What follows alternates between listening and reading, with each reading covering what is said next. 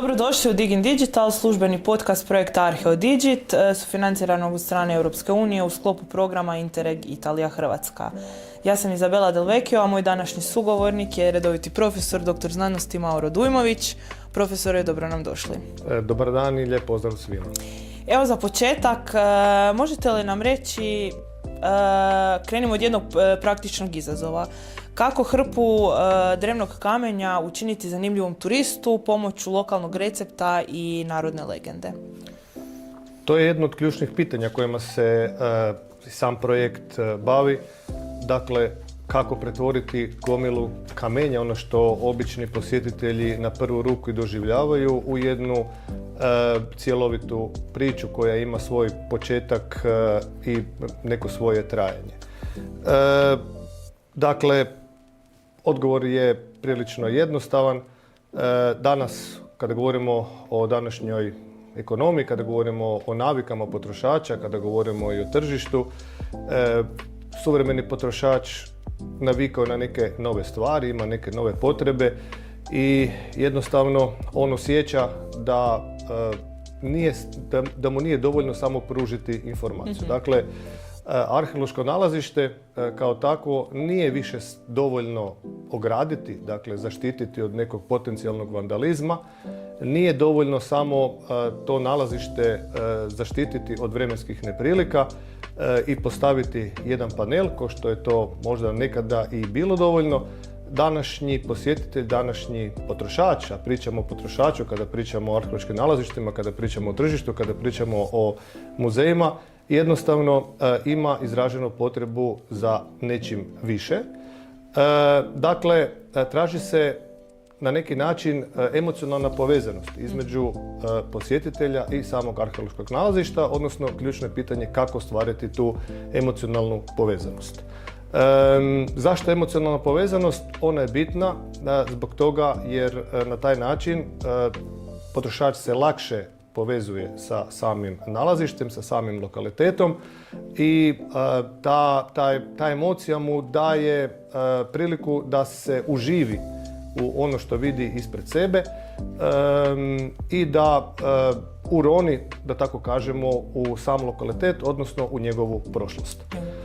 Kao jedan krasan i više puta u pozitivnom smislu dokazan alat je storytelling, odnosno pričanje priča. Dakle, ono što vrijedi i o turizmu općenito, uvijek se kaže da priča prodaje proizvod. Dakle, priča je veoma bitna. Priča koja ostvaruje upravo to. Dakle, jednu iskustvenu, emocionalnu, senzornu, na kraju krajeva, povezanost potrošača sa samim, odnosno posjetitelja sa samim lokalitetom. Kako to ostvariti? Postoje razni načini.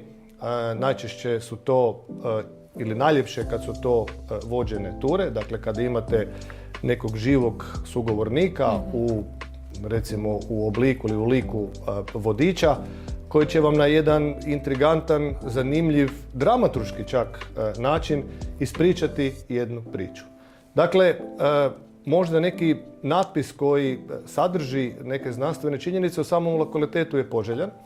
Međutim, posjetitelju nije dovoljno reći, ovo su temelji rimske vile iz 1., 2. ili 3. stoljeća. U toj vili je živio bogati rimski trgovac, tu mu se svidjela klima i okruženje i sagradio je tu vilu na ovom mjestu. Dakle, ne.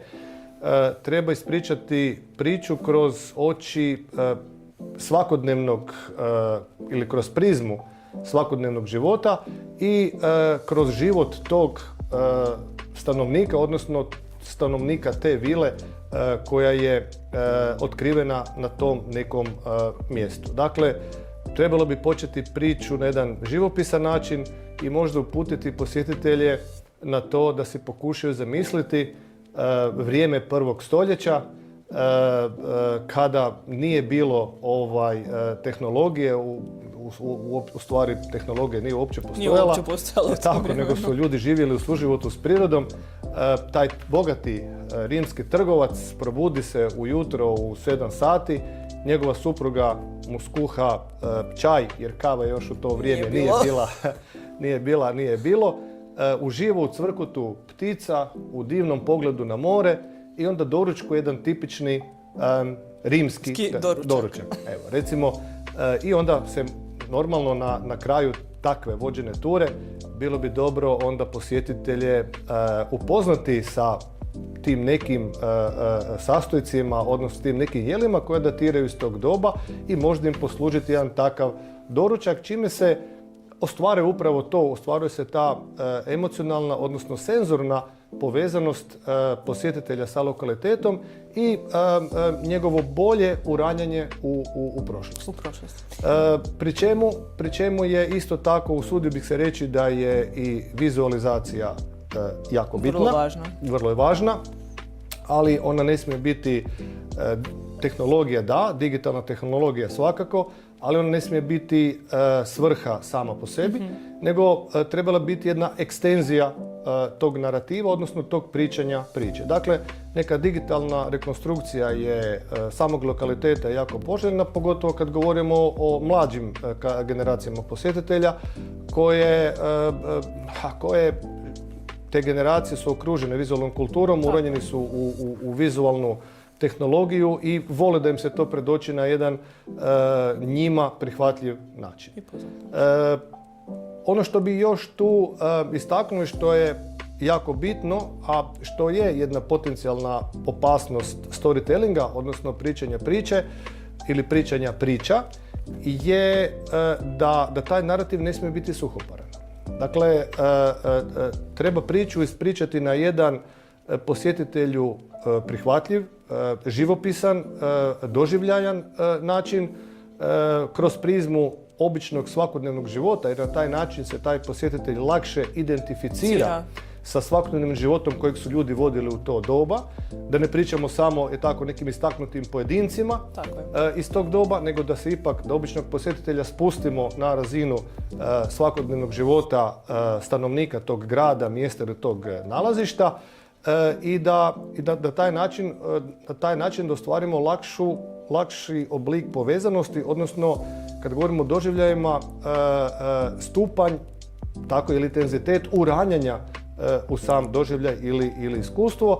Dakle, treba izbjeći pretjeranu simplifikaciju, odnosno trivializaciju same povijesti, ali isto tako bilo bi dobro, ono što je po meni jako često i greška ili slučaj, izbjeći i glorifikaciju vlastite, recimo, povijesti i povijesnog nasljeđa. Dakle, biti realan i ono što je jako bitno, u taj narativ treba svakako inkorporirati i znanstvene činjenice. Ali na jedan ne suhoparan, je tako, nego na jedan zanimljiv i pristupačan način. Odlično.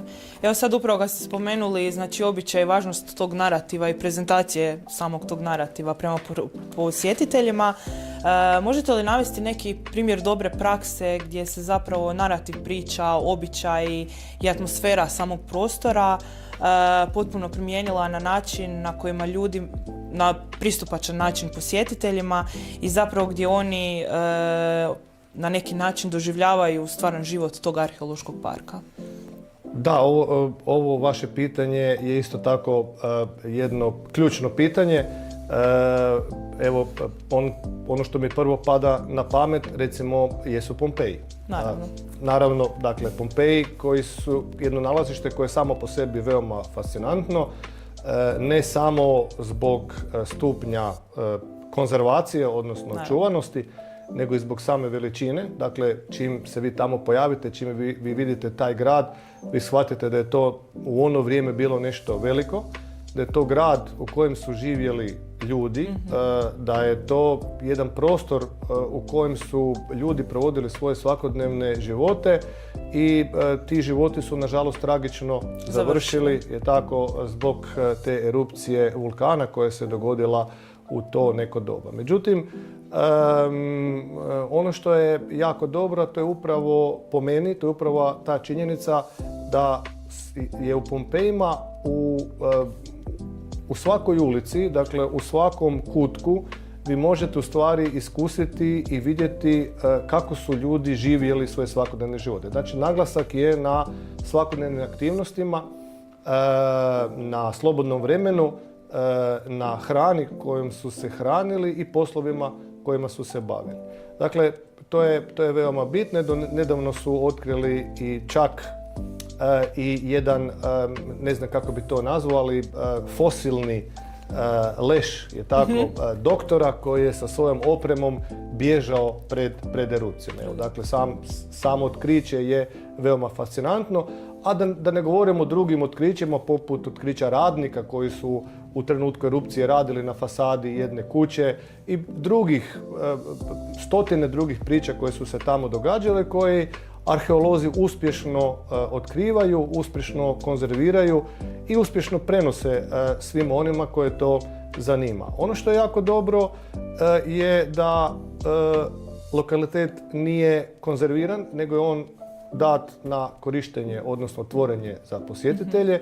I na samom lokalitetu, ono što je često praksa, poput recimo muzeja ispod Akropole u Ateni, dakle muzej koji se gradi na samom lokalitetu, što daje više struke mogućnosti i onda imate vi priliku na kraju, je tako, obilaska, da uđete u taj muzej i da na kraju vidite da li se vaša maštanja, odnosno da li se vaše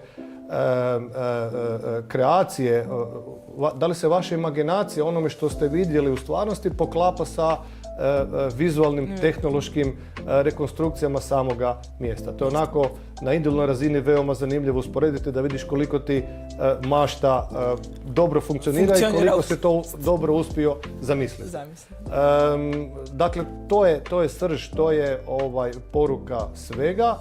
I normalno da takvi lokaliteti upravo uspijevaju prenijeti ono što je ključno, a to je emociju. Dakle, ne samo emociju, nego ono što smo rekli i neku senzornu ili multisenzornu zaokupljenost, jer ekonomija doživljaja, dakle doživljaj je danas, pogotovo u turizmu, veoma važan, odnosno najbitniji, ali pravo okruženje, ono što je jako bitno kod arheoloških lokaliteta istaknuti, a to je da pravo okruženje rezultira boljom emocionalnom i senzornom stimulacijom, što rezultira intenzivnijim, dubljim i boljim doživljajem kod samog pojedinca. Dakle, ostvaruje se taj veći stupanj integracije sa samim lokalitetom i veći stupanj uranjanja pojedinca u prošlost. Dakle, slično 3D kinu, je tako, kada vi ulazite u kino i kada vas film, veliki ekran,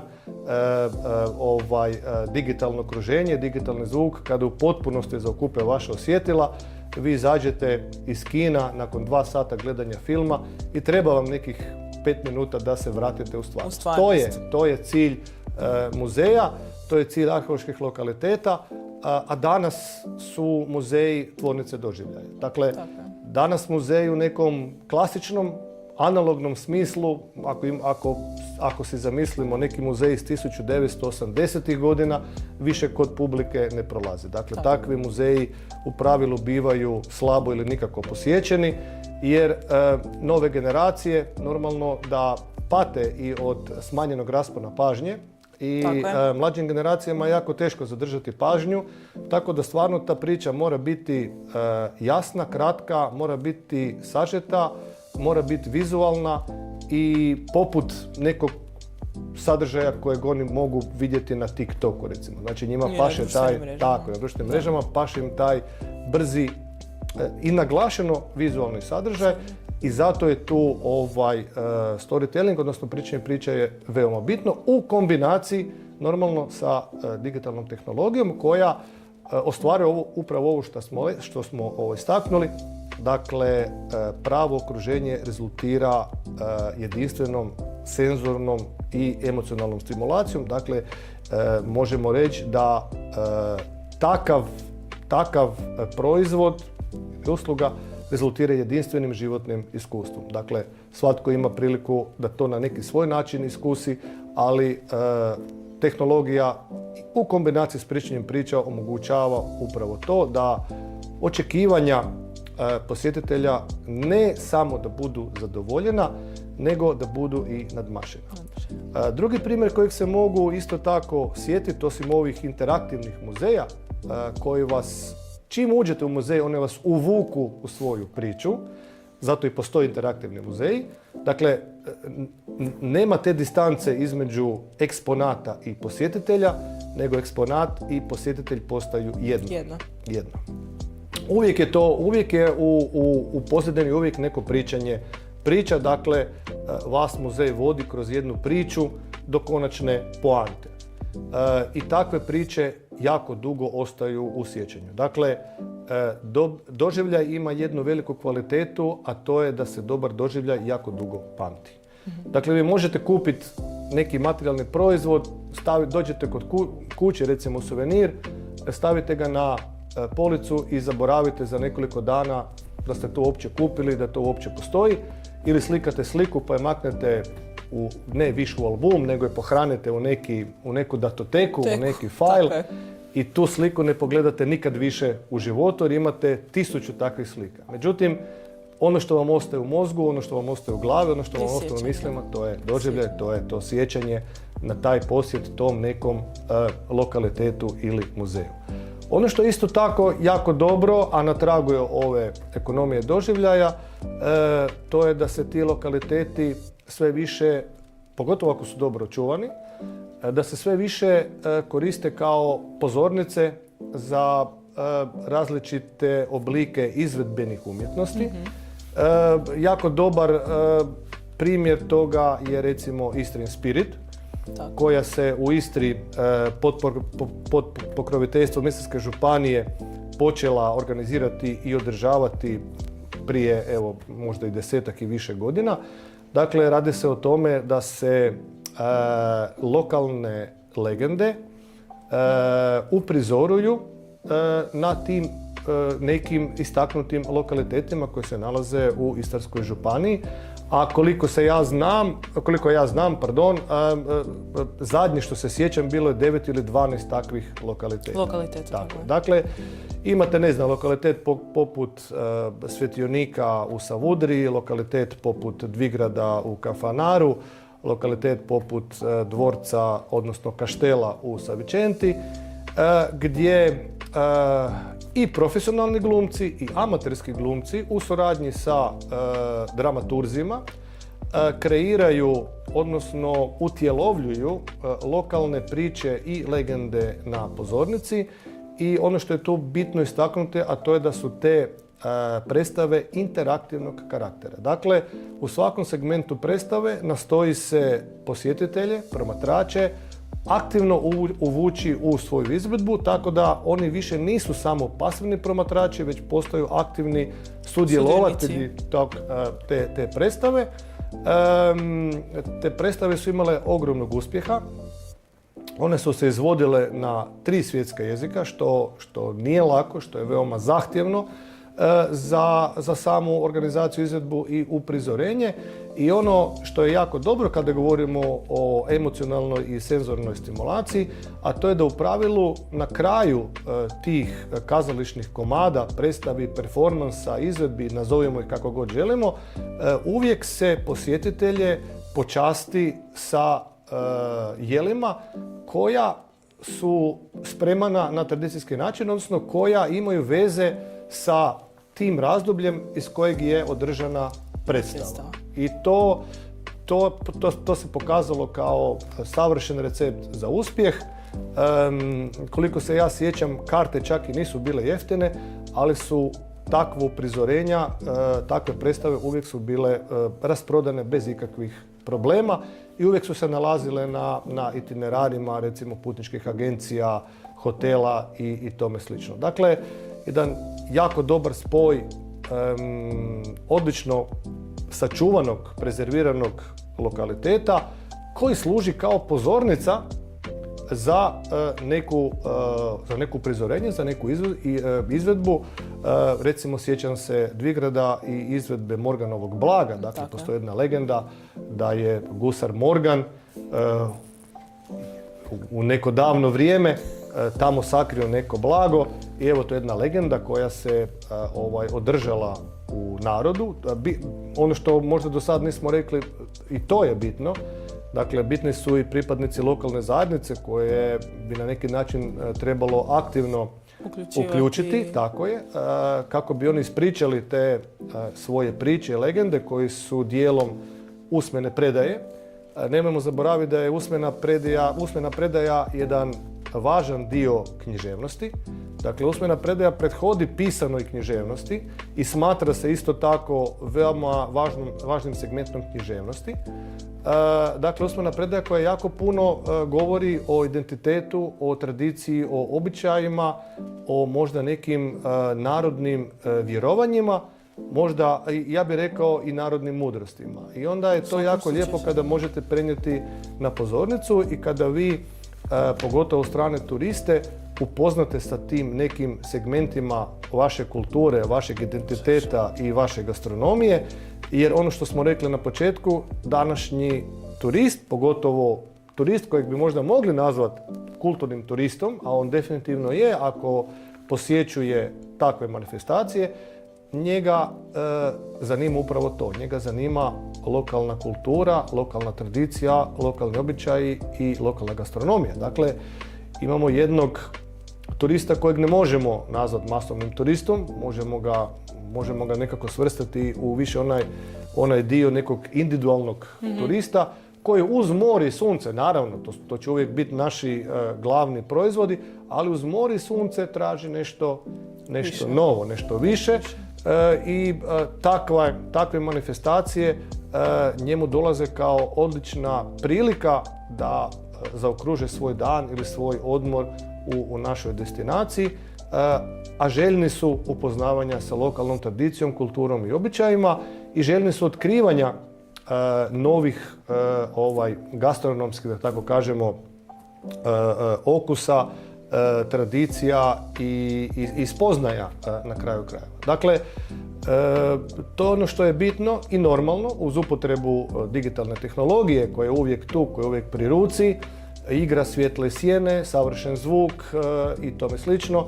Normalno da se postiže upravo to, dakle veća povezanost potrošača sa samim doživljajem i njegova veća uronjenost u sam sadržaj koji mu se prezentira. Evo, hvala vam na ovom razgovoru i zapravo možemo zaključiti da je storytelling vrlo važna stavka kod valorizacije kulturne baštine i da je zapravo ona nije samo prenošenje priče, nego objedinjavanje puno više segmenata i etapa važnosti kulturnog lokaliteta.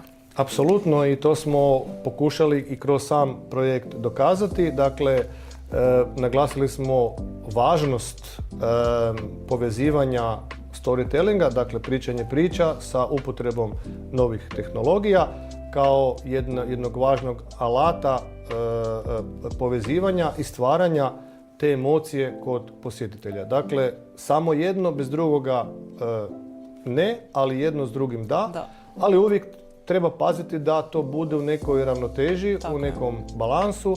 Dakle, da pričanje priča nekako, odnosno ja bih čak rekao da tehnologija prati pričanje priča. Dakle, tehnologija kao ekstenzija, nadopuna pričanja priča, jer nekako i dalje mislim da glavni izvor iskustva i doživljaja, odnosno glavni subjekt bi trebao biti čovjek. U svakom slučaju. I da tehnologija, bez obzira na stupanj razvijenosti, još uvijek nije, a mislim da i neće biti u stanju da zamijeni živu riječ i čovjeka koji svojim vještinama, svojim talentom, svojom čak i glumom, sjetimo se interpretatora kulturne baštine, svojim kostimima, itekako imaju mogućnost i vještinu da dočaraju povijest, da dočaraju tradiciju, gastronomiju, lokalni identitet posjetiteljima. Evo, hvala vam na ovom razgovoru i ovo je bio Dig in Digital i vidimo se u sljedećoj epizodi. Hvala vama.